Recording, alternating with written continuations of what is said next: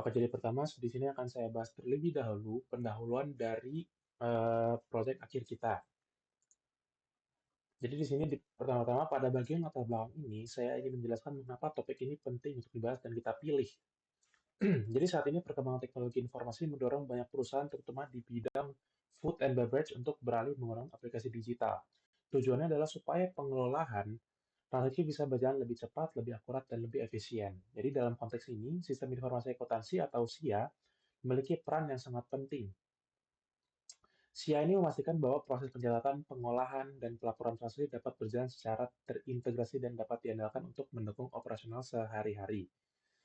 Lalu kalau kita lihat pada kopi kenangan, siklus pendapatan melibatkan proses pemesanan, penyajian, produk, penagihan, hingga penerimaan kas, yang masing-masing memiliki resiko seperti kesalahan pencatatan, ketidaksesuaian persediaan, atau potensi fraud.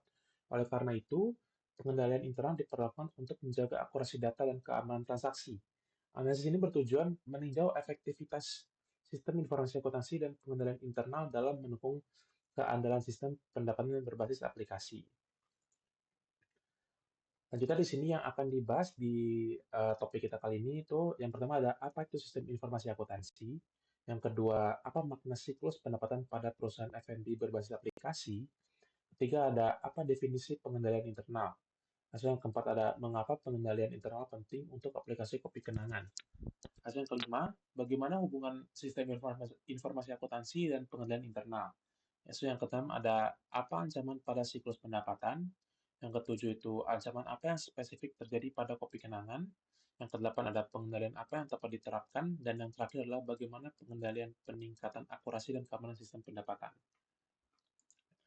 Selanjutnya, tujuan dari tugas ini, makalah yang sudah kita buat adalah untuk menjelaskan konsep sistem informasi akuntansi dan perannya dalam bisnis. Setelah itu, ini juga bertujuan untuk menganalisis siklus pendapatan berbasis aplikasi. Lalu ada memahami urgensi pengendalian internal, ada merumuskan solusi pengendalian yang efektif, dan yang terakhir adalah mengevaluasi dampak pengendalian terhadap akurasi dan keamanan sistem.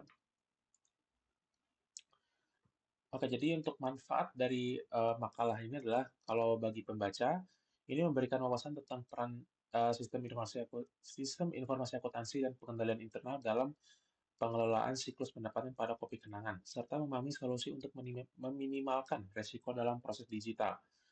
As itu bagi penulis, ini untuk mengembangkan kemampuan analisis risiko, penyusunan rekomendasi, serta pemahaman praktik penerapan sistem informasi akuntansi dan pengendalian internal dalam bisnis berbasis aplikasi. Dan untuk bagi pihak lain, ini menjadi referensi bagi akademisi, pelaku bisnis, dan perusahaan F&B dalam meningkatkan efektivitas pengelolaan siklus pendapatan dan keandalan sistem. Selanjutnya akan saya bahas landasan teori. Jadi di sini akan saya jelaskan tentang definisi sistem informasi. Jadi sebelum kita masuk ke sistem informasinya, kita harus tahu apa itu sistem. Jadi sistem itu adalah suatu sekelompok komponen atau multiple components yang terdapat keterkaitan satu sama lain, relatedness. Terdapat hubungan erat antar subsistem dengan sistem atau sistem versus subsistem, dan terdapat tujuan yang ingin dicapai oleh sistem itu, ada purpose-nya. Nah, baru kita jelasin apa itu sistem informasinya. Jadi, sistem informasi itu adalah sebuah prosedur yang mengandung orang, perangkat keras, perangkat lunak untuk memproses data menjadi informasi yang berkualitas. Nah, jadi sistem informasi akuntansi itu adalah sistem yang dapat mengumpulkan, mencatat, menyimpan, dan memproses data untuk menghasilkan informasi bagi para pembuat keputusan. Hal ini termasuk orang, prosedur, dan instruksi data, perangkat lunak, infrastruktur teknologi informasi, kontrol internet, serta langkah-langkah keamanan.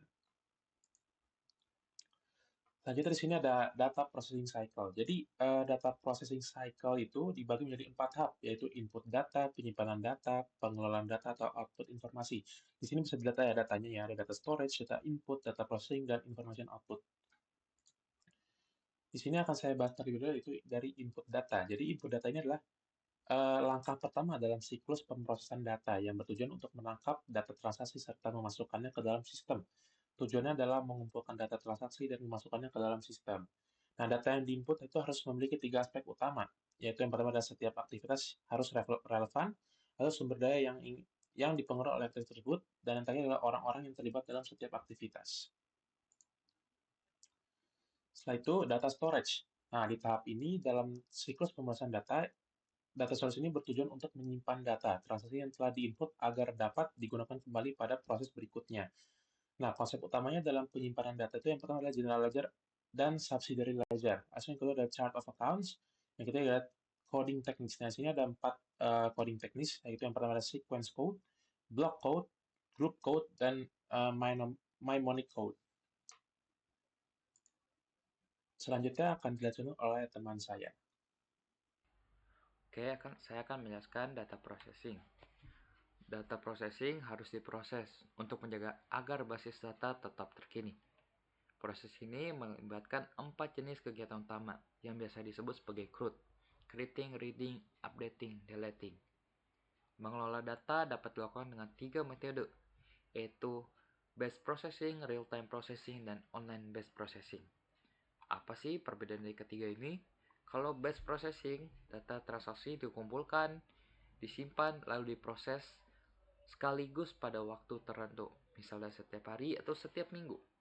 Kalau online based processing, data transaksi dimasukkan, dicek langsung saat terjadi, tapi proses perhitungannya dilakukan secara batch. Kalau real time processing, data diproses langsung saat transaksi terjadi, sehingga informasi dalam sistem selalu terkini. Metode ini meningkatkan akurasi data, karena kesalahan input dapat segera diperbaiki. Information output. Information output adalah tahap akhir dari siklus pemrosesan data dalam sistem informasi akuntansi. Tujuan utamanya adalah menyajikan informasi yang telah diolah sehingga bermanfaat bagi pengguna dalam pengambilan keputusan. Jenis-jenis information output dibagi menjadi 3, yaitu dokumen, report, dan query. Kalau dokumen, hasil fiksi atau digital yang digunakan untuk mendukung transaksi bisnis, seperti faktur penjualan, tanda terima pembayaran, atau surat pengiriman. Faktur penjualan biasanya berisi detail transaksi seperti nama pelanggan, barang yang dibeli, jumlah, harga, dan total pembayaran. Kalau tanda terima kas, mendokumentasikan penerimaan uang dari pelanggan sebagai bukti transaksi. Kita masuk ke reports. Reports memberikan rangkuman informasi yang dapat digunakan oleh manajemen untuk menganalisis kinerja, kondisi keuangan, atau operasional bisnis. Laporan keuangan, misalnya biasanya tuh laporan laba rugi, neraca, dan arus kas. Laporan kinerja, misalkan laporan penjualan berdasarkan wilayah atau pelanggan. Query, output informasi yang dapat menampilkan secara langsung di layar komputer, memungkinkan pengguna untuk mengakses data secara real time. Pengguna dapat mencari informasi secara spesifik, seperti saldo piutang atau stok barang tertentu dengan menggunakan fitur query. Flowchart. Flowchart adalah sekumpulan simbol standar untuk menjelaskan secara visual prosedur pemrosesan transaksi yang digunakan oleh suatu perusahaan dan aliran data melalui sistem.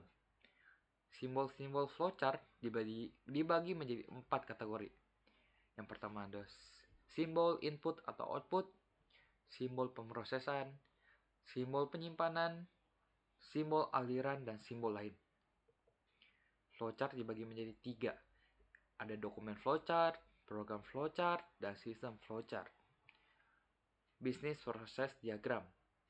Cara visual untuk menjelaskan berbagai langkah atau aktivitas dalam suatu proses bisnis. Sebagai contohnya, terdapat banyak aktivitas dalam revenue cycle. Di antaranya tuh, yang pertama ada menerima pesanan, memeriksa kelayakan kredit pelanggan, memverifikasi ketersediaan persediaan, mengonfirmasi penerimaan pesanan pelanggan. Sebuah BPD untuk revenue cycle hanya akan menggambarkan fungsi yang dilakukan oleh perusahaan penjual, dan sebuah BPD untuk expenditure cycle hanya menggambarkan aktivitas yang dilakukan oleh perusahaan pembeli. Data flow diagram. DFD menggambarkan secara grafis aliran data di dalam sebuah organisasi. DFD menggunakan 4 simbol yang terlihat di tabel berikut untuk mewakili 4 elemen utama, yaitu pertama tuh ada sumber dan tujuan data, aliran data, proses transformasi, dan penyimpanan data. DFD menggunakan 5 simbol, yaitu data source and destination, data flows, transformation process, data stores, dan internal control. DFD dibagi menjadi beberapa level.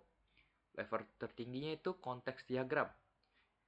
Konteks diagram memberikan tampilan ringkasan sistem kepada pembaca. Diagram ini menggambarkan sistem pemrosesan data dan entitas yang menjadi sumber dan tujuan input, serta output system.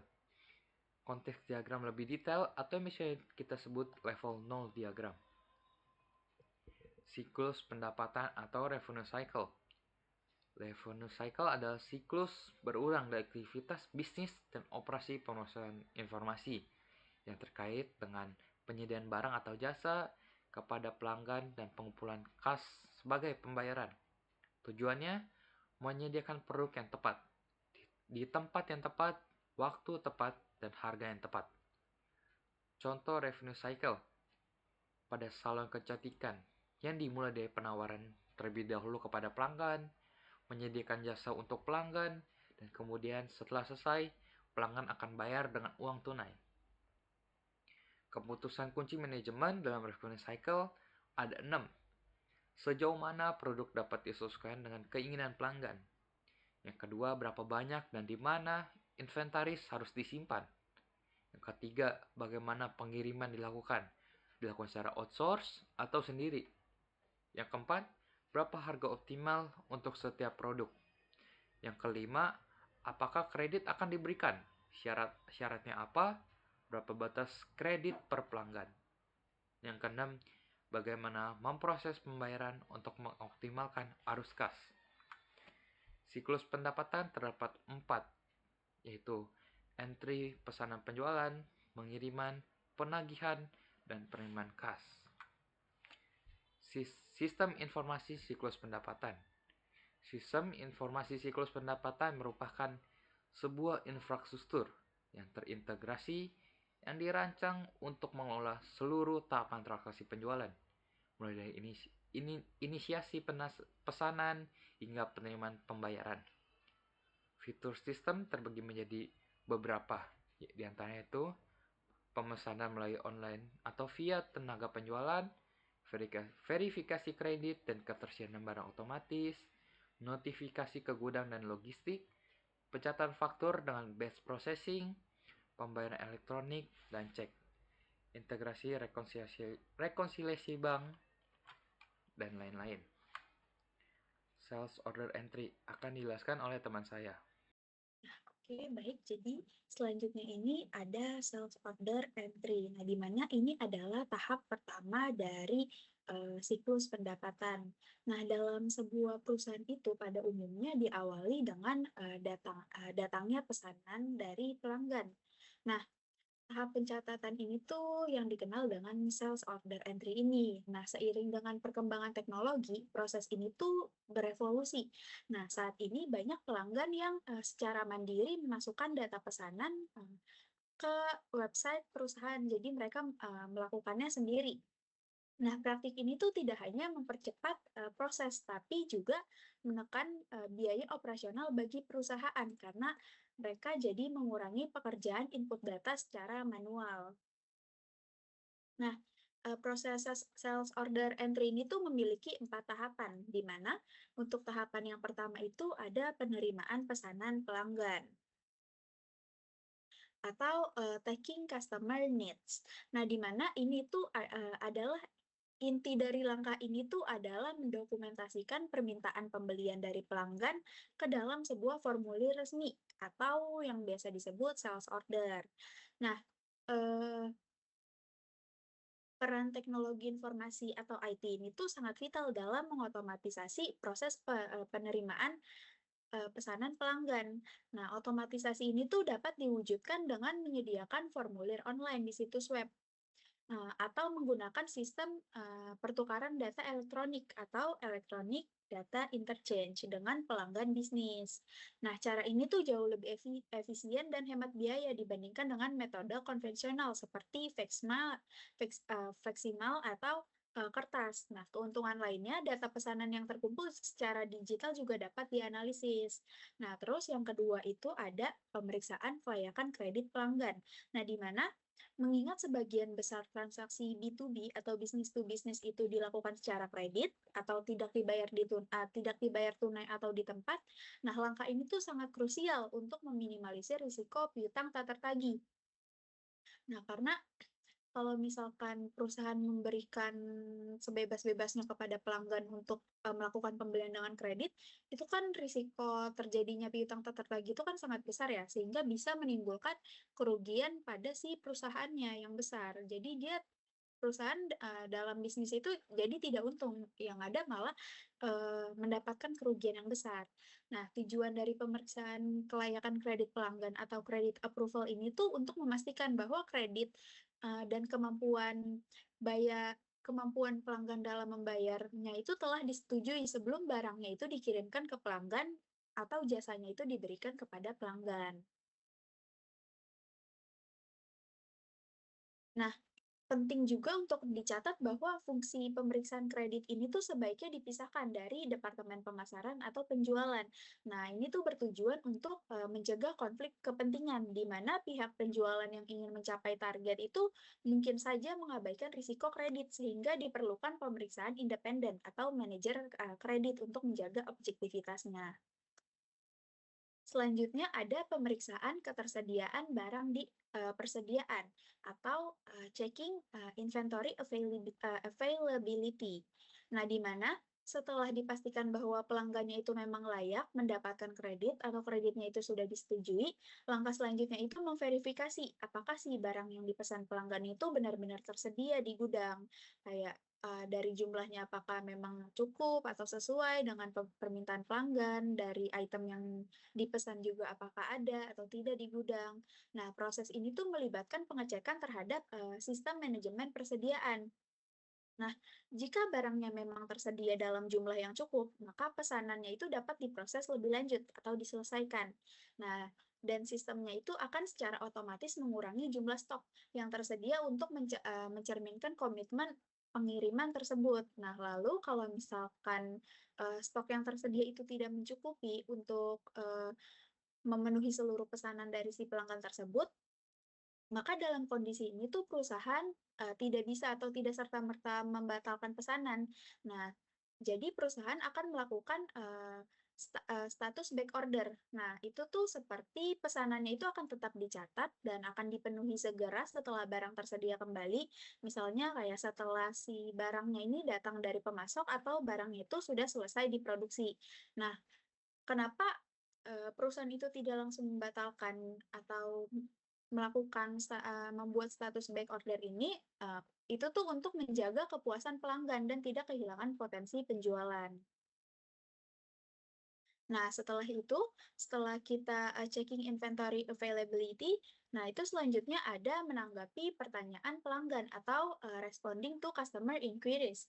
Nah, di mana menanggapi pertanyaan pelanggan menanggapi pertanyaan pelanggan secara cepat dan akurat itu sangat penting dalam menjaga hubungan jangka panjang dengan pelanggan. Dan hal itu juga dapat mengurangi biaya untuk mendapatkan pelanggan baru, karena pelanggannya sudah loyal dengan perusahaan. Jadi, jika pelanggan ingin memesan, bisa langsung memesan ke perusahaan itu, dia tidak mencari ke supplier lain. Nah, penggunaan sistem manajemen hubungan pelanggan atau customer relationship management ini dapat membantu mengatur informasi pelanggan yang rinci dan meningkatkan penjualan. Nah, customer relationship management ini juga membantu dalam mengidentifikasi pelanggan yang membutuhkan pemesanan ulang atau penawaran produk baru. Nah, sehingga dari situ tuh dapat meningkatkan peluang penjualan tambahan untuk si perusahaan. Nah, setelah itu, dari sales order entry, setelahnya itu ada shipping atau pengiriman. Nah, setelah pesanan pelanggannya dicatat dan disetujui dari tahap sales order tadi, nah langkah selanjutnya itu melakukan proses pengiriman. Nah, di mana tahap ini tuh bertujuan untuk memenuhi pesanan pelanggan dengan cara menyerahkan barang yang telah dipesan kepada pelanggannya. Nah, secara organisasi, tanggung jawab untuk melaksanakan proses ini tuh dibagi ke dalam 2 departemen. Nah, di mana untuk departemen yang pertama itu departemen gudang. Nah, mereka ini yang menangani penyiapan barang. Jadi aktivitasnya itu pemilihan dan pengepakan barang, pick and pack order. Lalu departemen yang kedua itu ada departemen pengiriman. Nah, di mana mereka ini yang menangani penyerahan barang kepada si pelanggan. Jadi yang shipping the order. Ship the order. Nah, di mana kita masuk yang ke pertama dulu, yaitu pemilihan dan pengepakan barang yang dilakukan oleh karyawan di departemen gudang. Nah, jadi tahap pertamanya itu dimulai ketika sistem pemrosesan pesanan dari tahap sebelumnya menghasilkan sebuah tiket pemilihan atau picking tiket. Nah, dokumen ini tuh berisi tentang daftar barang apa saja yang dipesan sama si pelanggan, terus jumlahnya itu berapa, dan lokasinya di gudang yang harus disiapkan untuk pesanan tertentu. Nah, kalau dalam operasi modern, proses pemilihan barang ini tuh sudah banyak dibantu oleh teknologi otomatisasi gudang. Nah, penerapannya itu seperti sistem seperti komputer gudang, terus juga ada barcode scanner, atau dari teknologi RFID yang nanti akan dijelaskan di akhir. Nah, dari teknologi ini tuh sangat meningkatkan efisiensi dan ketepatan, di mana teknologi ini tuh membantu staf gudang dalam menemukan lokasi barang dengan cepat, memastikan jenis dan jumlah barang yang diambil sesuai perintah, dan juga secara otomatis memperbarui catatan persediaan di sistem begitu barang dikeluarkan dari rak. Nah, dalam tahap pemilihan dan pengepakan barang ini tuh terdapat ancaman. Nah, di mana ancaman yang pertama itu ada kesalahan pemilihan. Nah, jadi si karyawan dari departemen gudang ini bisa saja dalam pemilihan dan pengepakan barangnya itu dia salah memasukkan itemnya. Seharusnya misalkan itemnya itu handuk, tapi yang dimasukkan itu gayung, atau seharusnya yang dimasukkannya itu baju, tapi ternyata yang dimasukkannya itu celana. Nah, terus juga bisa jadi salah dalam memasukkan jumlahnya. Harusnya sekitar 200, ternyata yang dimasukkan 500, atau kebalikannya. Nah, lalu yang kedua itu ada pencurian inventaris. Nah, di mana karyawan dari departemen gudang ini bisa saja melakukan pencurian terhadap persediaan yang dimiliki oleh si perusahaan. Nah, lalu tahap yang kedua itu ada pengiriman barang yang dilakukan oleh si departemen pengiriman. Nah, di mana setelah barang dipilih dan dikemas, tahap selanjutnya itu menyerahkan kepada pihak kurir atau transportasi untuk dikirim ke pelanggan barangnya. Nah, proses ini tuh menghasilkan packing slip dan beberapa salinan bill of lading. Nah, bill of lading itu adalah kontrak legal yang mengidentifikasi siapa yang bertanggung jawab atas barangnya itu selama transit atau selama di perjalanan, di mana bill of lading ini tuh mencantumkan informasi seperti siapa pengangkutnya, terus tujuannya itu kemana, dan siapa yang harus membayar biaya pengiriman. Nah, pemilihan metode pengiriman yang tepat itu juga menjadi keputusan yang penting.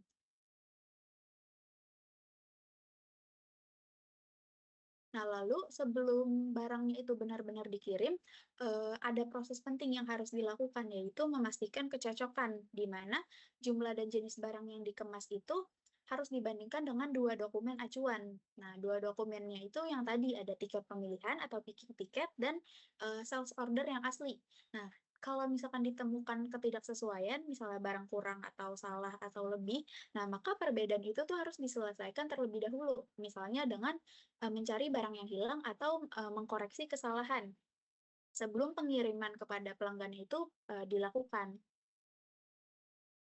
Nah, ancaman yang dapat terjadi dalam tahap pengiriman barang ini tuh yaitu yang pertama ada kesalahan pengiriman. Jadi bisa saja dari kurir atau si bagian transportasinya ini yang mengirimkan ke pelanggannya itu bisa saja salah alamat. Jadi harusnya misalkan di Jakarta, harusnya di Jakarta Barat, dikirimnya ke Jakarta Utara atau sebaliknya. Nah, terus juga bisa jadi barang yang dikirim itu juga salah. Nah, terus yang kedua itu pencurian selama dalam perjalanan. Nah, di mana kalau misalkan dari tahap yang sebelumnya, yang pemilihan dan pengepakan barang itu kan dilakukan sama pihak internalnya dari si karyawan gudangnya. Nah, kalau misalkan ini bisa saja dilakukan pencurian dari pihak eksternalnya. Entah di jalan bisa terjadi pencurian atau apapun itu. Nah, terus yang ketiga itu ada pengiriman duplikat, di mana bisa saja si perusahaan ini tuh mengirimkan pesanan yang sama 2 kali. Jadi sebelumnya sudah dikirimkan, terus ternyata dikirimkan lagi.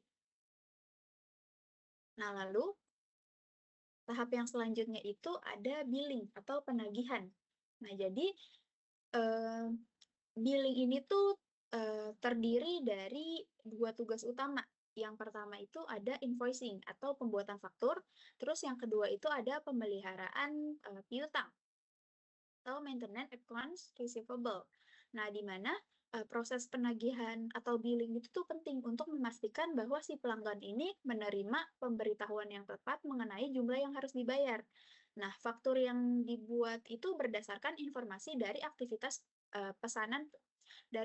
pesanan penjualan dan pengiriman, dan dikirimkan ke pelanggan baik melalui metode tradisional ataupun elektronik, melalui electronic data interchange. Nah, dalam proses penagihan ini tuh, dalam tahap penagihan ini tuh terdapat 2 tadi kan. Nah, yang pertama itu ada pembuatan faktur atau invoicing. Nah, proses invoicing ini tuh adalah kegiatan penting dalam siklus pendapatan yang mencatat jumlah pembayaran yang harus dilakukan oleh si pelanggan. Nah, proses ini tuh menyusun dan merangkum informasi dari aktivitas pencatatan pesanan dan pengiriman. Nah, tadi seperti yang sudah dijelaskan, fakturnya itu berfungsi sebagai dokumen dasar yang memberitahu pelanggan tentang jumlah yang harus dibayar dan instruksi pembayaran untuk si pelanggan. Jadi dari faktur tersebut, pelanggan bisa tahu berapa jumlah yang harus dibayar untuk pesanan mereka dan instruksi pembayaran, dan mereka tuh harus bayarnya lewat mana. Nah, selain itu, teknologi seperti electronic data interchange-nya itu juga dapat digunakan untuk mempercepat pengiriman faktur dan mengurangi biaya terkait seperti pencetakan dan pengiriman. Karena kalau misalkan lewat elektronik kan kita udah nggak perlu nyetak si dokumen fakturnya itu. Terus juga kita nggak perlu ngirim secara langsung, yang mana itu akan menghasilkan biaya. Nah, dalam tahap invoicing ini juga terdapat ancaman, di mana salah satu ancaman utamanya itu adalah kegagalan menagih piutang pelanggan. Nah, ini tuh bisa mengakibatkan kerugian aset dan data penjualan yang tidak akurat, seperti yang sebelumnya sudah dijelaskan. Nah, maka dari itu, untuk menghindari resiko ini, penting untuk memisahkan fungsi pengiriman dan penagihan. Lalu, selanjutnya itu ada proses pemeliharaan piutang atau maintenance accounts receivable, maintain account receivable.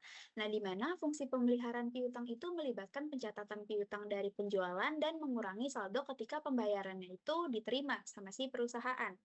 Nah, dalam proses ini tuh informasi dari faktur penjualan juga digunakan untuk mendebit akun si pelanggan. Nah, setelah pembayarannya diterima, akun tersebut akan dikreditkan.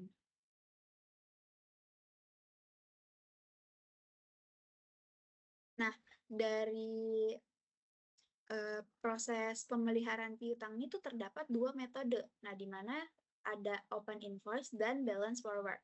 Nah, kalau misalkan metode open invoice ini tuh memungkinkan pelanggan untuk membayar berdasarkan faktur individual dan memanfaatkan diskon untuk pembayaran cepat.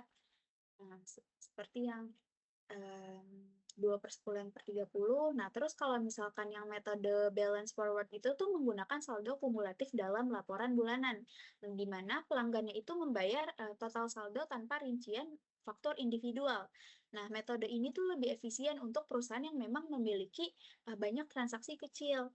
Nah, untuk mengelola aliran kas yang lebih merata, beberapa perusahaan itu menggunakan sistem penagihan, di mana laporan bulanannya itu tuh diproses secara bergilir untuk kelompok pelanggan yang berbeda pada waktu yang berbeda. Nah, hal ini tuh membantu menyebarkan beban kerja karyawannya itu secara lebih merata dan mengurangi lonjakan kebutuhan pemrosesan pada satu waktu. Nah, dalam pemeliharaan piutang ini tuh juga terdapat ancaman, di mana ancaman yang dapat terjadi itu seperti kesalahan pencatatan atau penipuan, seperti kredit memo yang tidak sah atau penerbitan kredit memo yang tidak sah.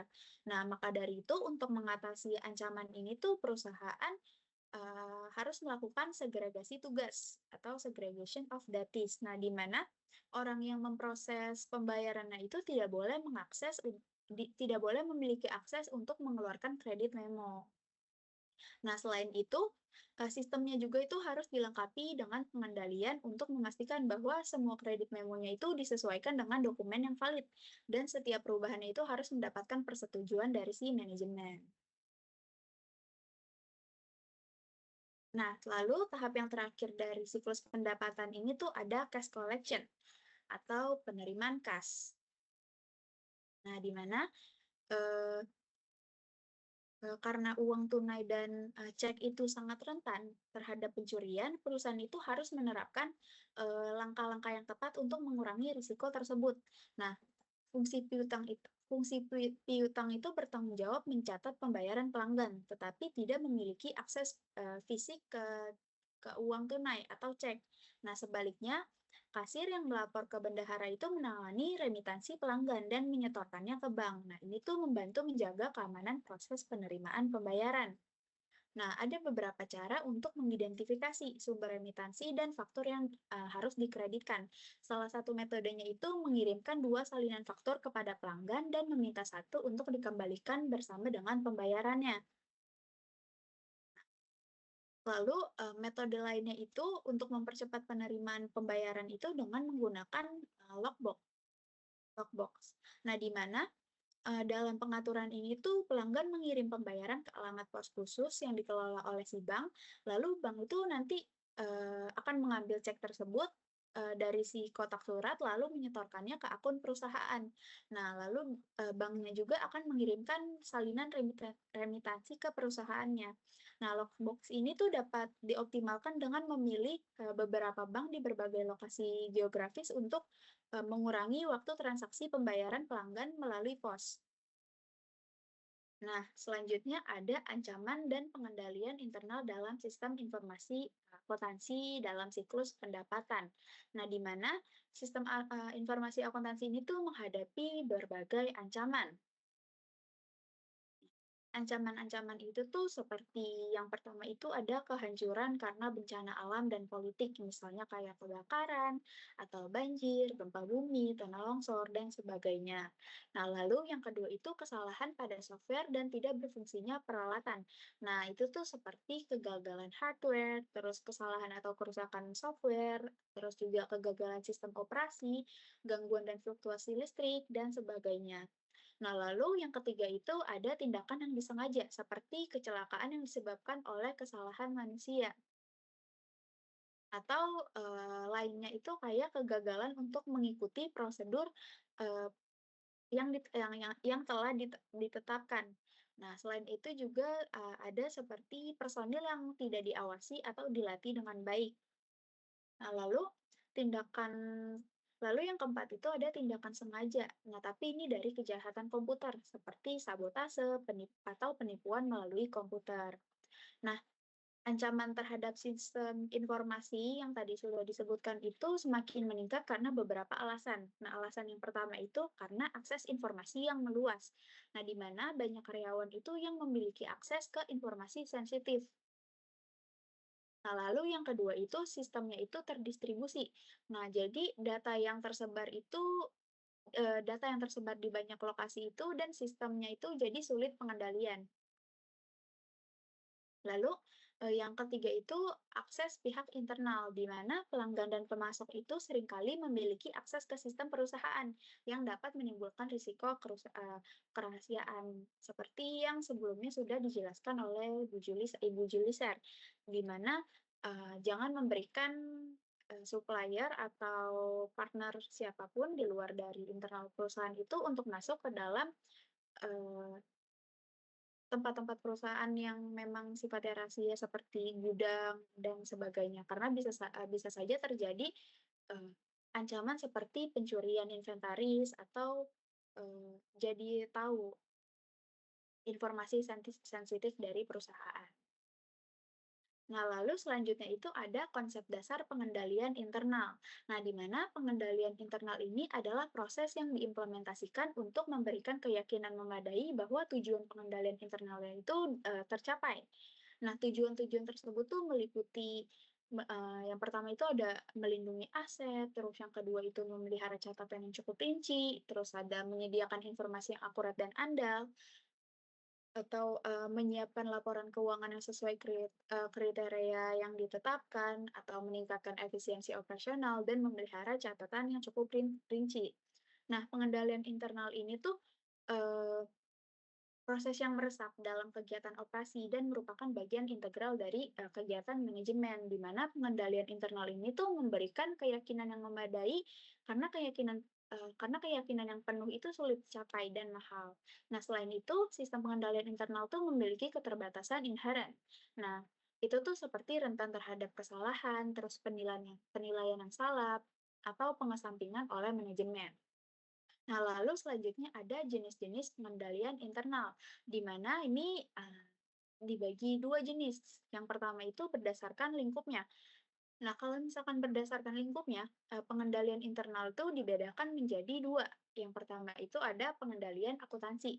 Nah, di mana ini tuh berfungsi untuk mengamankan sumber daya organisasi dari penyalahgunaan dan menjaga kecermatan data akuntansi. Terus, yang kedua itu ada pengendalian administratif. Nah, di mana ini tuh berfungsi mendorong efisiensi, operasi dan mengupayakan agar kebijakan atau tujuan manajemennya itu dapat tercapai. Nah, kalau misalkan tadi dari, lingkupnya, nah kalau yang sekarang ini ditinjau dari, eee, terjadinya permasalahan yang harus dikendalikan.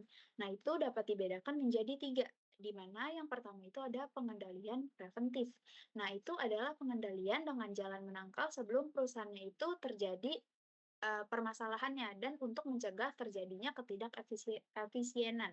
Nah, jadi, untuk pengendalian preventif ini tuh lebih ke mencegah, agar tidak terjadi hal tersebut. Nah, lalu yang kedua itu ada pengendalian detektif.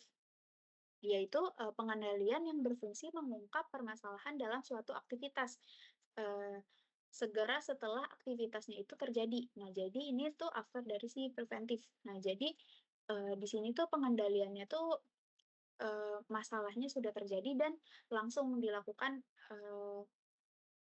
pengendaliannya setelah si masalah tersebut, terjadi.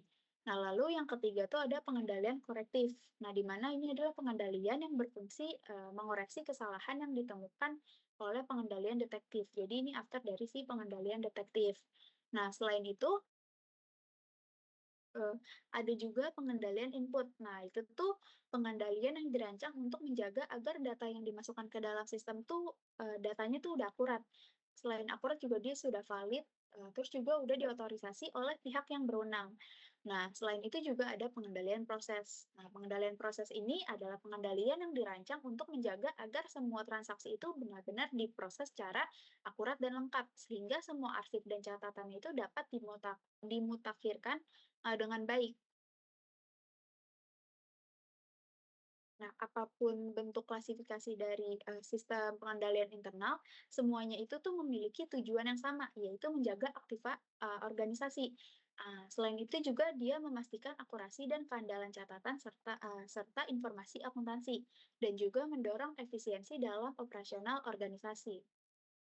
Nah, lalu selanjutnya itu ada ancaman, dan pengendalian internal dalam siklus pendapatan.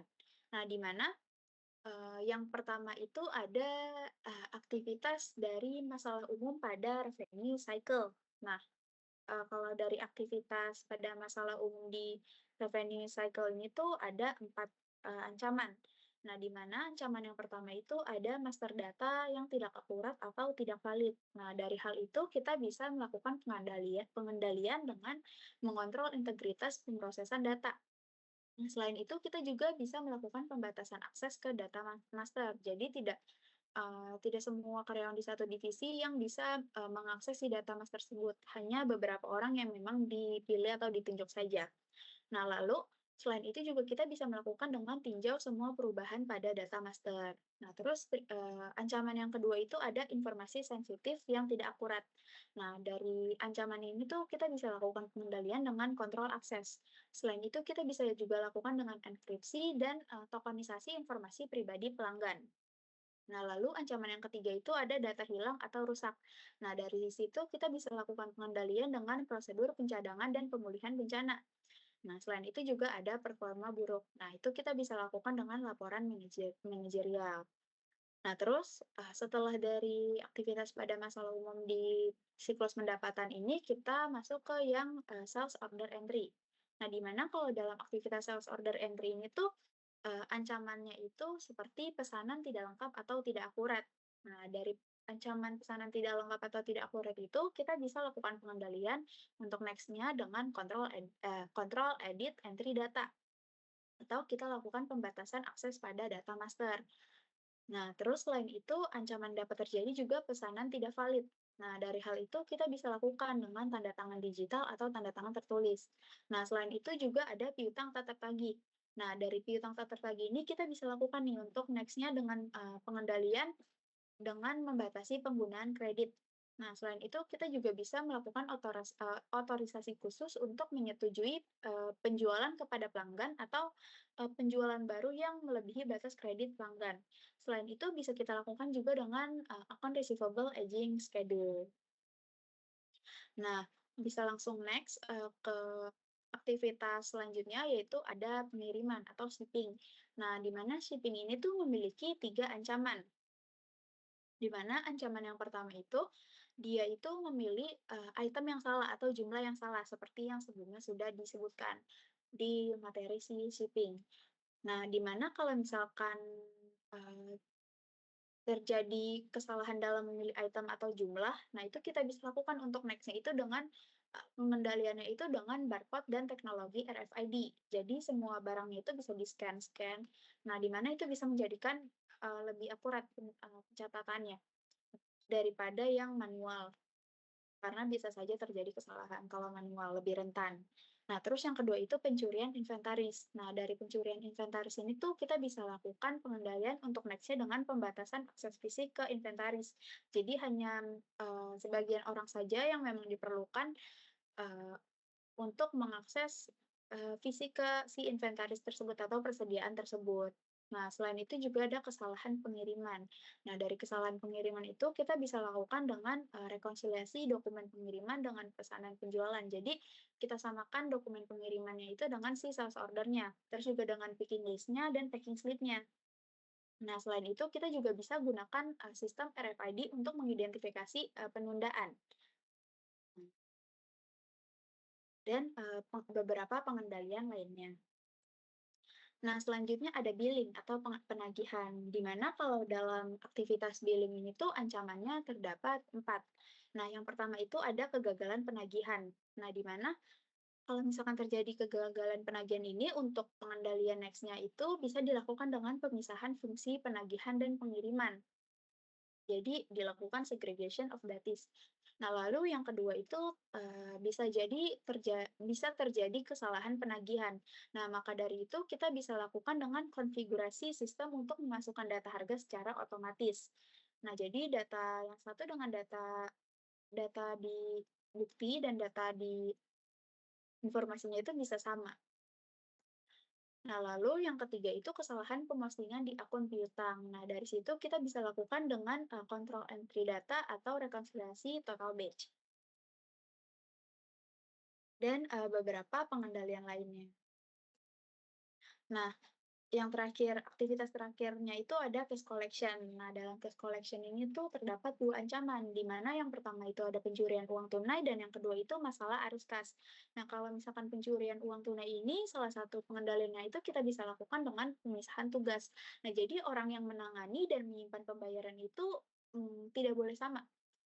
Nah, di mana orang yang menangani dan menyimpan pembayaran dari pelanggannya itu tidak boleh mengirimkan uang ke rekening pelanggan. Nah, terus juga tidak boleh membuat atau mengotorisasi si memo kredit. Jadi tidak ada penerbitan memo kredit yang tidak sah. Nah, terus juga tidak boleh merekonsiliasi rekening bank. Nah, selain itu bisa juga digunakan EFT, FIDI dan kotak kunci untuk meminimalkan penanganan pembayaran pelanggan oleh si karyawan. Nah, lalu kalau misalkan ancaman untuk masalah arus kas, nah itu tuh bisa dilakukan dengan pengaturan lockbox seperti yang sebelum sudah dijelaskan atau dengan EFT atau kartu kredit. Nah, selain itu juga bisa dilakukan dengan diskon untuk pembayaran yang lebih cepat oleh pelanggan atau dengan budgeting si arus kas. Nah, setelah dari ancaman dan pengendalian internal pada siklus pendapatan, selanjutnya ke bisnis food and beverage. Nah, di mana kopi kenangan ini kan merupakan salah satu bisnis food and beverage. Nah, jadi akan saya jelaskan dahulu apa sih bisnis food and beverage itu atau F&B itu. Nah, F&B itu adalah jenis usaha yang fokus di bidang makanan dan minuman atau dalam bahasa Indonesianya itu disebut sebagai usaha atau bisnis kuliner. Nah, F&B ini tuh memiliki kelebihan dan tantangannya, di mana kalau misalkan kelebihannya itu yang pertama, bisnis F&B ini tuh memiliki permintaan yang stabil, karena makanan dan minuman itu kan merupakan kebutuhan primer manusia, sehingga permintaan terhadap produk-produk F&B itu tetap stabil. Nah, hal ini tuh membuat si bisnis F&B ini tuh cukup tahan banting, meskipun ada di masa-masa sulit seperti pandemi COVID-19 dan masalah-masalah lainnya. Nah, terus yang kedua itu, kelebihannya itu peluang inovasi yang luas. Nah, di dunia F&B ini tuh memberikan peluang bagi pelaku bisnis untuk terus berinovasi. Nah, inovasinya itu bisa dilakukan melalui berbagai aspek. Contohnya kayak, bisa ciptain menu yang unik, yang memang mudah pasaran, atau, dia tuh dari tempat-tempatnya itu punya keunikan atau ciri khas tertentu, atau, eee memodifikasi seperti, hal-hal tertentu misalkan kayak, kafe Ghibli dan sebagainya. Nah, lalu kelebihan yang ketiga itu ada pasar yang luas. Nah, di mana salah satu keuntungan utama dari bisnis F&B ini tuh pasarnya itu sangat luas dan beragam. Nah, jadi pelaku usahanya itu dapat menjangkau berbagai, segmen konsumen. Nah, itu tuh bisa dari kelas menengah sampai kelas bawah. Nah, sehingga pelaku usahanya ini tuh bisa memilih target Eee, sesuai yang emang sesuai dengan kemampuan dan si konsep, usahanya. Nah, selain itu juga, sekarang itu sudah banyak platform online yang dapat membantu, si pelaku usaha dalam si bisnis F&B ini seperti GoFood, GrabFood, dan sebagainya. Nah, lalu kelebihan yang keempat itu dia kemampuan untuk beradaptasi, dengan tren sosial, di mana industri F&B ini tuh sangat dipengaruhi oleh perubahan tren gaya masyarakat. Nah, dan ini tuh menjadi peluang besar bagi pengusaha untuk menawarkan produk baru mereka yang sesuai dengan preferensi konsumen. Misalnya kayak, kalau sekarang itu trennya kan, makanan sehat, di mana makanan sehat ini tuh semakin diminati oleh masyarakat. Nah, jadi banyak restoran itu yang mendorong untuk menyajikan menu yang emang berbasis bahan organik, terus juga makanan rendah gula atau smoothie bowl, atau makanan-makanan kayak yang cuma rebus, seperti itu. Nah, lalu, untuk selanjutnya itu ada tantangan dari si bisnis food and beverage. Nah, selain dari kelebihan, F&B ini juga punya tantangannya, di mana tantangan yang pertama itu kompetisi yang sengit. Nah, industri F&B ini tuh memiliki tingkat persaingan yang sangat tinggi, terutama di daerah-daerah yang memang terkenal dengan makanannya. Contohnya itu kayak kota Bandung atau, daerah istimewa Jogja. Nah, maka dari itu untuk bertahan dan berkembang, pelaku usaha dari bisnis F&B ini tuh perlu memiliki keunggulan kompetitif. Jadi apa sih, keunggulan mereka nih yang nggak dimiliki oleh, kompetitor lain atau tidak bisa diikuti oleh kompetitor lain. Nah, terus yang kedua itu, yang kedua itu menjaga kualitas yang konsisten. Nah, di mana konsistensi ini tuh adalah kunci dalam menjaga loyalitas pelanggan. Nah, karena pelanggan tuh ingin pengalaman yang serupa setiap kali mereka datang. Jadi sudah pasti kalau pelanggan itu selalu ingin yang baik setiap mereka datang, karena kalau misalkan baik setiap mereka datang itu kan akan menciptakan sesuatu yang positif untuk diri mereka. Jadi mereka berharap setiap datang ke sana itu ya udah sesuai dengan ekspektasi mereka. Nah, itu tuh bisa dari segi rasa, tampilan makanan, ataupun dari pelayanannya. Nah, selanjutnya itu ada tantangan dalam manajemen operasional. Nah, di mana dalam F&B ini tuh pelaku usaha tuh perlu pandai berkoordinasi dalam berbagai aspek, mulai dari penyediaan stok bahan baku, proses produksi, penyajian, hingga pelayanan pelanggan. Nah, kuncinya itu mengelola waktu secara efisien, sehingga menciptakan manajemen staf yang efektif, dan juga menerapkan SOP atau standar untuk setiap hal. Nah, terus yang terakhir itu ada menjaga standar pelabelan dan keamanan makanan. Nah, di mana ini tuh menjadi prioritas kalau dalam bisnis F&B. Karena karena kalau misalkan kita menjaga standar pelabelan dan keamanan makanan, sudah pasti kan makanan yang dijual sama kita itu atau minuman yang dijual sama kita itu sudah pastikan sesuai dengan standar kualitasnya. Misalkan kayak dia itu sudah halal ataupun sudah BPOM dan sebagainya. Nah, selanjutnya itu ada Radio Frequency Identification atau RFID.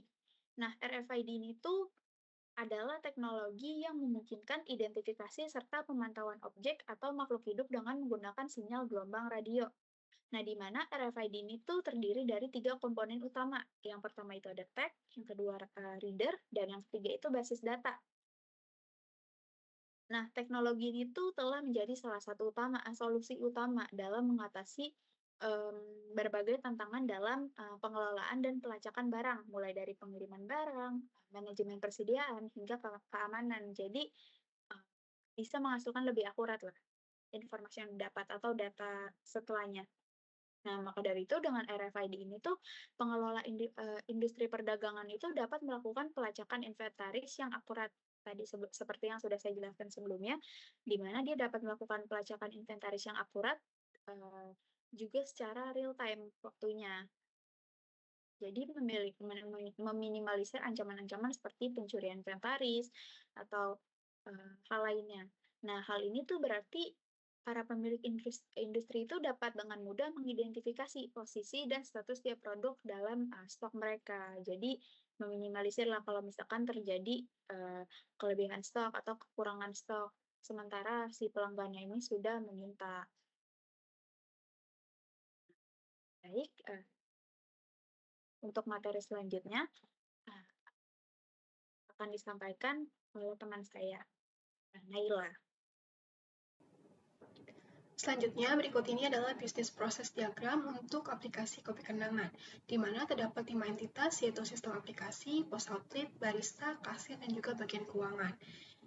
Di line pertama, itu ada sistem aplikasi, di mana proses dimulai dari masuknya pesanan pelanggan ke sistem. Nah, setelah pesanan masuk, aplikasi akan melakukan validasi akun, pesanan, dan ketersediaan stok. Jika ada data yang tidak valid, maka sistem akan mengembalikan status gagal. Namun, bila valid, sistem akan melanjutkan ke tahap konfirmasi pesanan, perhitungan total harga, dan juga proses pembayaran. Nah, di tahap pembayaran ini, sistem akan menunggu hasil payment gateway. Jika pembayarannya tidak berhasil, maka berhenti sampai situ. Dan kalau jika pembayarannya berhasil, maka lanjut ke proses selanjutnya, yaitu di mana sistem membuat invoice digital, kemudian mengirim resep digital, mengirim order ke pos outlet, mengirimkan notifikasi siap diambil ketika status sudah selesai. Selanjutnya, di line pos outlet, proses itu dimulai ketika outlet menerima order dari aplikasi, di mana sistem pos kemudian menunggu alur produksi dari barista. Pertama, menerima status in progress, kemudian menerima status selesai, dan akhirnya mengirim status completion ke server. Di sini pos juga menerima konfirmasi pickup dari kasir setelah pelanggan mengambil pesanan. Selanjutnya, di line barista, Pekerjaan dimulai setelah barista menerima order dari pos. Setelah itu, barista itu akan mengambil bahan, kemudian menyiapkan pesanan, mengubah status menjadi in progress, dan setelah selesai, maka status diubah menjadi selesai. Kemudian menyerahkan pesanan ke kasir untuk dilakukan verifikasi pickup. Seluruh perubahan status ini dikirim kembali ke pos dan sistem pusat untuk memastikan pelanggan mendapatkan notifikasi update. Selanjutnya, di lane kasir, kasir akan menerima pesanan yang sudah selesai dari barista, kemudian melakukan verifikasi QR pickup dari pelanggan, kemudian menyerahkan pesanan kepada pelanggan, dan mengirim konfirmasi pickup ke pos outlet.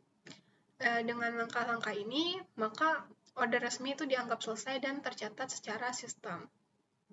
Di lane terakhir, yaitu di bagian keuangan, di mana bagian keuangan ini akan mencatat pembayaran berdasarkan data dari sistem, melakukan rekonsiliasi antara pos dan payment gateway, dan membuat laporan penjualan harian. Data ini tuh akan digunakan sebagai bagian dari pelaporan keuangan dan juga analisis pendapatan. Selanjutnya yaitu diagram konteks. Di bagian tengah ini terdapat proses utama yaitu sistem pemesanan aplikasi kopi kenangan. Dan untuk entitasnya itu masih sama seperti yang sebelumnya. Yang pertama, sistem aplikasi itu akan mengirimkan data order ke sistem pemesanan setelah pelanggan melakukan checkout. Kemudian, sistem memproses order tersebut dan mengembalikan output berupa invoice digital, QR pickup, dan juga receipt, sehingga aplikasi dapat menampilkan bukti pembayaran dan juga kode pengambilan kepada pelanggan. Kemudian, pos outlet itu akan menerima ID order dari sistem sebagai identifikasi pesanan yang masuk ke outlet tersebut. Data ini tuh akan digunakan untuk menampilkan order di layar barista dan memastikan outlet yang menangani pesanan sesuai lokasi yang dipilih oleh pelanggan. Kemudian, di sini barista akan menerima detail pesanan dan laporan stok dari sistem, di mana informasi ini itu mencakup menu yang dipesan, ukuran, topping, catatan pelanggan, status pembayaran, dan juga ketersediaan bahan. Setelah barista memproses pesanan, barista akan mengirimkan kembali permintaan bahan baku apabila terdapat item yang stoknya itu menipis. Selanjutnya, kasir akan berinteraksi saat proses pengambilan pesanan, di mana sistem mengirimkan ID pembayaran dan detail order yang siap untuk di-pick up oleh pelanggan. Setelah kasir memverifikasi QR pickup dari pelanggan, kasir akan mengirimkan konfirmasi serah terima kembali ke sistem, yang dimana ini tuh menandakan bahwa pesanan itu telah berhasil diambil. Kemudian bagian keuangan itu akan menerima data pembayaran dan laporan pendapatan. Kemudian bagian keuangan mengembalikan output berupa data rekonsiliasi final, di mana data ini digunakan untuk proses pencocokan aplikasi, penyusunan laporan keuangan, dan memastikan seluruh order yang berhasil sudah tercatat pendapatannya. Selanjutnya, karena telah membuat konteks diagram, kita bisa menggambarkan data flow diagram level 0-nya. Di sini, DFD level 0-nya itu memecah proses utama menjadi 4 proses inti yang saling terhubung. Di proses pertama yang ditandai dengan 1.0, menerima dan memvalidasi pesanan. Di tahap ini, sistem menerima data order dari aplikasi pelanggan.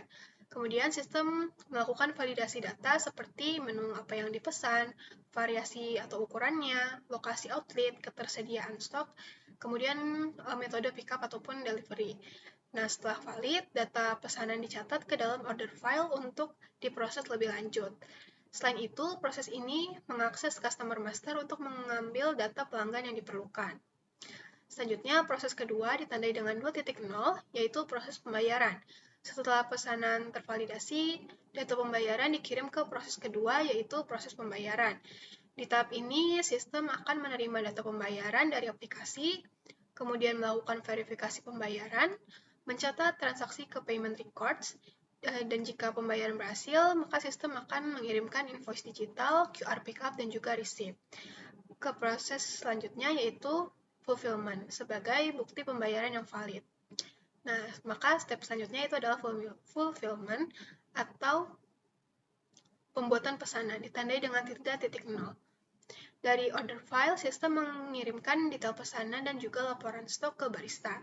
Informasi yang diterima barista meliputi item apa yang harus dibuat, jumlah catatan tambahan, status pembayaran, dan juga informasi stok.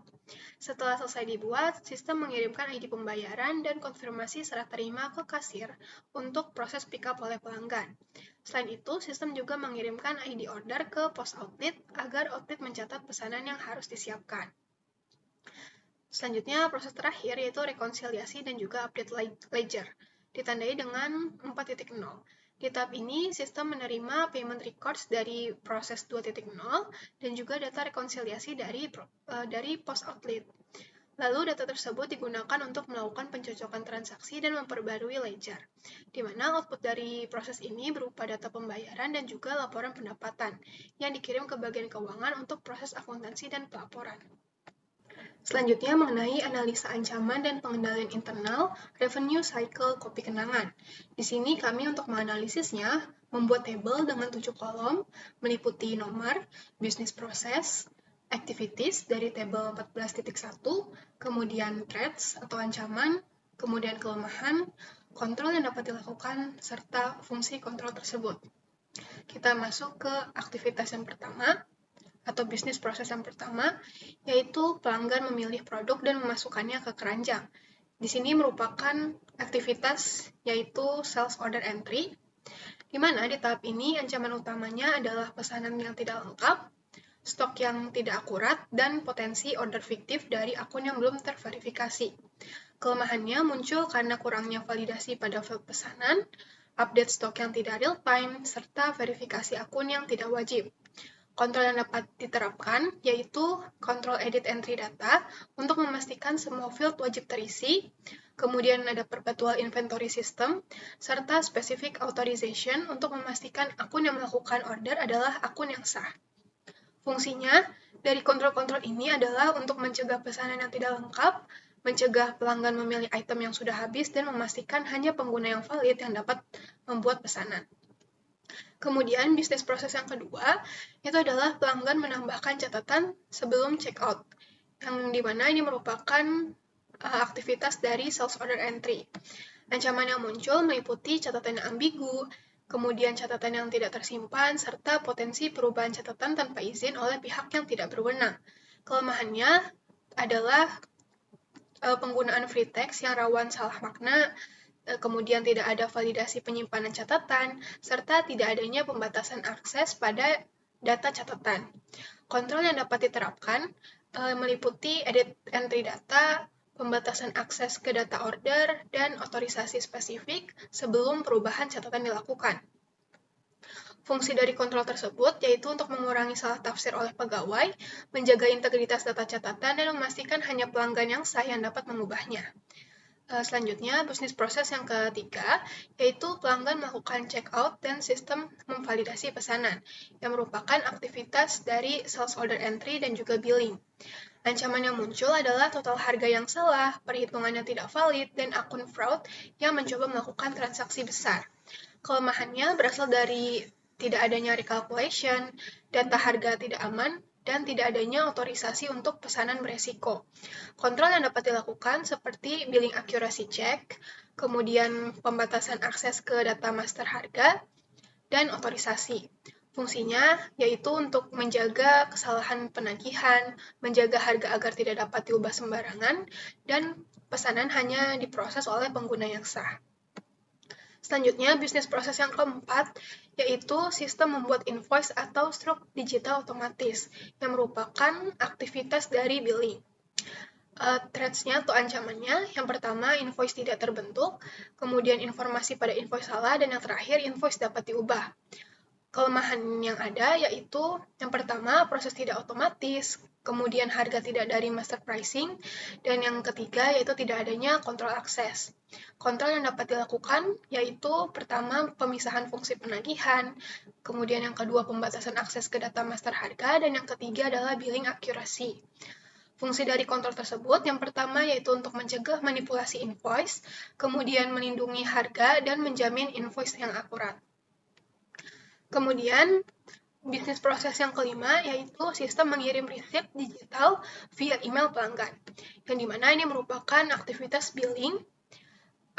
Ancamannya yang pertama itu resip digital terkirim gagal terkirim, kemudian yang kedua salah email, yang ketiga data pelanggan bocor. Kemudian kelemahannya yang pertama tidak adanya validasi email, tidak adanya enkripsi, dan tidak ada delivery tracking. Kontrol yang dapat dilakukan, yang pertama itu adalah billing edit control, yang kedua accuracy check, dan yang ketiga pembatasan akses email. Fungsi dari kontrol tersebut yaitu untuk memastikan email telah valid, memastikan receipt telah benar, dan melindungi data pelanggan. Kemudian, bisnis proses yang keenam itu adalah aplikasi mengirim order ke outlet atau layar pesanan barista, yang mana bisnis proses ini termasuk dalam aktivitas shipping. Ancaman yang mungkin terjadi yaitu pertama, order tidak terkirim, kemudian order ganda, atau order salah outlet. Kelemahan-kelemahannya meliputi tidak adanya monitoring, tidak adanya pencegahan duplikasi, dan pemetaan outlet yang keliru. Kontrol yang dapat dilakukan oleh Kopi Kenangan, yang pertama itu adalah kontrol edit entry data, kemudian konfigurasi sistem ERP untuk mencegah pengiriman ganda, dan yang ketiga itu adalah routing control. Fungsi dari kontrol tersebut yaitu untuk menjamin data yang lengkap, kemudian mencegah terjadinya duplikasi, serta memastikan order dikirim ke outlet yang benar. Selanjutnya, bisnis proses yang ketujuh yaitu barista menyiapkan pesanan, yang merupakan aktivitas shipping. Ancaman yang muncul adalah salah item, pesanan tertukar, atau bahan baku yang digunakan itu salah, tidak sesuai order. Kelemahannya muncul dari tidak adanya scanning, proses dilakukan secara manual, dan tidak adanya verifikasi. Kontrol yang dapat dilakukan itu seperti barcode atau RFID order, rekonsiliasi antara picking dan order, serta rekonsiliasi dokumen. Fungsinya untuk memastikan item telah benar, bahan yang dipakai sesuai, dan mencegah pesanan tertukar. Kemudian aktivitas atau bisnis proses yang ke-8 yaitu barista mengambil bahan baku, yang dimana ini merupakan aktivitas shipping. Ancaman yang muncul itu mencakup kesalahan pengambilan bahan, penggunaan bahan yang tidak sesuai dengan standar, dan bahan baku yang tertukar antar pesanan. Kelemahannya berasal dari tidak adanya barcode bahan baku, tidak adanya list komponen, serta area bahan baku yang tidak aman. Kontrol yang dapat dilakukan seperti penggunaan barcode pada bahan baku, rekonsiliasi daftar bahan, dan pembatasan akses fisik yang dapat digunakan untuk memastikan bahan yang diambil telah sesuai, kemudian mengurangi kesalahan pemakaian dan melindungi bahan. Selanjutnya yaitu bisnis proses yang ke-9, yaitu barista mengubah pesanan menjadi in progress, yang dimana ini termasuk dalam aktivitas shipping. Ancaman yang muncul adalah status berubah tidak sesuai dengan kondisi realnya, kemudian status terlambat diperbarui, atau status gagal tersimpan. Kelemahannya berasal dari tidak adanya validasi waktu proses, tidak adanya audit trail, dan ketergantungan pada jaringan. Kontrol yang dapat dilakukan oleh Kopi Kenangan seperti rekonsiliasi status dan juga edit controls. Fungsinya yaitu untuk memastikan status yang muncul adalah proses yang sebenarnya dan mencegah perubahan yang tidak sah. Baik, selanjutnya saya akan melanjutkan tabel dari analisa ancaman dan pengendalian internal revenue cycle pada Kopi Kenangan. Lanjut ke bisnis proses yang ke-10, yaitu barista mengubah status menjadi selesai. Ini adalah aktivitas shipping. Yang threads-nya pertama, double completion. Yang kelemahannya tidak ada duplikat check. Yang kontrolnya adalah konfigurasi sistem ERP untuk mencegah pengiriman ganda. Fungsinya untuk mencegah double completion. Lalu threads yang kedua adalah salah order selesai. Weakness-nya adalah tidak ada scanning. Dan controls-nya bisa menggunakan teknologi barcode yang fungsinya memastikan order telah tepat. Lalu threads yang ketiga, data tidak dikirim, yang dimana weakness-nya tidak ada offline sync. Lalu controls-nya adalah edit control, fungsinya untuk menjamin data telah valid. Lalu masuk ke bisnis proses yang ke-11, yaitu adalah sistem mengirim notifikasi siap diambil. Ini adalah aktivitas sales order entry. Threads yang pertama adalah notifikasi gagal terkirim, yang dimana weakness-nya tidak ada retry. Kontrolnya bisa menggunakan CRM system yang fungsinya memberikan pembaruan yang tepat waktu. Lalu ada threads yang kedua, data kontak disalahgunakan, yang dimana weakness-nya adalah akses data longgar. Lalu controls-nya adalah pembatasan akses yang berguna untuk melindungi data pelanggan. Lanjut ke bisnis proses yang ke-12, di mana pelanggan menunjukkan QR kode pickup. Ini adalah aktivitas dari shipping, Yang threats pertamanya adalah orang lain mengambil pesanan. Weakness-nya tidak ada QR scan, jadi controls-nya adalah menggunakan QR scan. Fungsinya memastikan identitasnya itu benar. Lalu threats yang kedua adalah QR dipakai ulang, yang dimana weakness-nya adalah area pickup ini tidak aman. Jadi controls-nya adalah pembatasan akses fisik yang fungsinya menjaga area pickup. Lalu untuk threats yang ketiga adalah pesanannya itu hilang. Jadi weakness-nya adalah tidak ada catatan pengambilan. Controls-nya adalah konfigurasi sistem ERP untuk mencegah pengiriman ganda. Jadi fungsinya adalah mencegah pengambilan ganda. Lanjut ke bisnis proses yang ke-13, yaitu penyerahan pesanan ke pelanggan. Ini adalah aktivitas dari shipping. Yang threats pertamanya adalah salah menyerahkan pesanan. Weakness-nya adalah tidak ada verifikasi. Jadi controls-nya adalah penggunaan teknologi QR scan. Fungsinya menyerahkan pesanan ke orang yang tepat. Lalu untuk threats yang kedua adalah pesanannya itu hilang. Weakness-nya adalah area tidak aman. Controls-nya akses kontrol area, fungsinya mencegah kehilangan pesanan. Lalu untuk threats yang ketiga adalah pencatatan ganda. Jadi weakness-nya adalah tidak ada waktu penyerahan. Controls-nya adalah reconciliation dokumen, yang fungsinya adalah data penyerahan yang akurat. Masuk ke bisnis proses yang ke-14, yaitu adalah sistem mencatat pembayaran. Ini adalah aktivitas dari cash collection. Threats yang pertama adalah salah posting, yang dimana weakness-nya adalah tidak ada rekonsiliasi otomatis. Controls-nya adalah rekonsiliasi, yang fungsinya menjamin pembayaran yang akurat. Lalu untuk threats yang kedua adalah double posting. Jadi weakness-nya adalah prosesnya yang manual. Controls-nya adalah independent review, yang fungsinya adalah mencegah error atau manipulasi. Lanjut ke bisnis proses yang terakhir, yaitu bisnis proses ke-15, di mana sistem mengulangi stok otomatis. Ini merupakan aktivitas dari sales order entry, yang threats pertamanya adalah stok tidak akurat. Jadi weakness-nya adalah tidak ada perpetual update. Jadi controls-nya sistem pengendalian persediaan secara perpetual. Lalu fungsinya adalah menjaga stok yang akurat. Lalu threats yang kedua adalah update tidak terjadi, di mana weakness-nya adalah tidak ada scanning bahan. Jadi controls-nya penggunaan teknologi barcode atau RFID pada bahan. Jadi fungsinya adalah melacak penggunaan bahan. Lalu threats yang ketiga adalah mismatch inventory, di mana weakness-nya itu adalah sinkronisasi yang buruk. Jadi controls-nya itu perhitungan fisik persediaan secara periodik yang fungsinya untuk mencegah terjadinya mismatch. Baik, selanjutnya saya akan melanjutkan ke bab 4, yaitu penutup. Yang pertama ada kesimpulan. Jadi, Kopi Kenangan berhasil menerapkan sistem informasi akuntansi dan pengendalian internal yang terintegrasi dalam proses penjualannya. Seluruh alur transaksi, mulai dari pemesanan hingga penerimaan kas, itu berjalan otomatis sehingga lebih cepat, akurat, dan minim kesalahan. Penggunaan teknologi seperti POS dan pembayaran digital membantu perusahaan mencegah kecurangan, mengontrol stok, serta memastikan data yang dicatat valid dan dapat dipercaya. Meskipun sistem sudah berjalan baik, masih diperlukan peningkatan seperti pelatihan karyawan dan penguatan jaringan agar operasional tetap optimal.